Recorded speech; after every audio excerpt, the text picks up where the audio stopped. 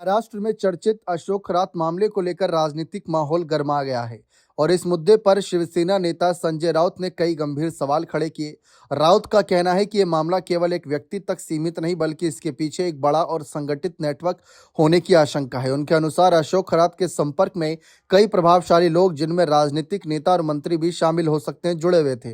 राउत ने आरोप लगाया कि सरकार अब तक इन लोगों के नाम सार्वजनिक नहीं कर रही, जिससे ये संदेह पैदा होता है कि कहीं ना कहीं कुछ बड़े नामों को बचाने की कोशिश की जा रही है। राउत ने विशेष रूप से कोल डिटेल रिकॉर्ड यानी सीडीआर के मुद्दे को उठाते हुए कहा कि यह इस पूरे मामले की जांच में सबसे महत्वपूर्ण कड़ी साबित हो सकता है। उनके अनुसार सीडीआर के जरिए यह साफ हो सकता है कि खरात किन किन लोगों के संपर्क में था और उसकी बातचीत किन प्रभावशाली व्यक्तियों से होती थी।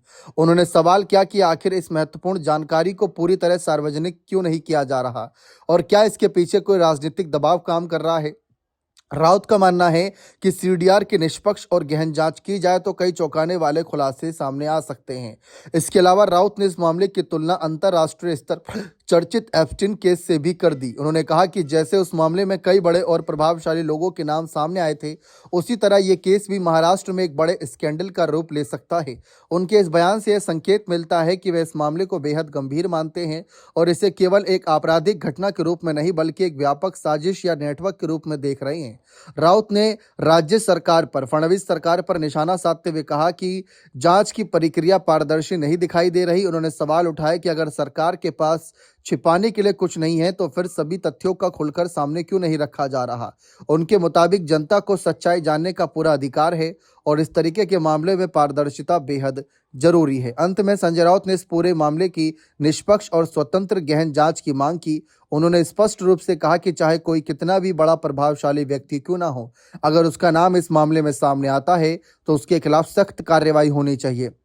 उनका जोर इस बात पर रहा कि कानून सभी के लिए समान होना चाहिए और किसी को भी राजनीतिक या सामाजिक प्रभाव के आधार पर बचाया नहीं जाना चाहिए। इस बयान के बाद ये मामला और अधिक राजनीतिक और संवेदनशील बन गया है और अब सभी की नजरें एजेंसियों की अगली कार्रवाई पर टिकी है। बता दें कि सीडीआर के सामने आने के बाद चर्चा थी कि एकनाथ शिंदे की भी अशोक खरात से 17 बार बातचीत हुई, जबकि रूपाली चाकणकर की 177 बार करीब बातचीत हुई। तो सीडीआर ने भी सभी को हिलाकर रख दिया था। अब आगे देखते हैं संजय राउत की मांग को लेकर राज्य सरकार का अगला निर्देश क्या आता है। बने रहें चैनल के साथ। बहुत बहुत शुक्रिया।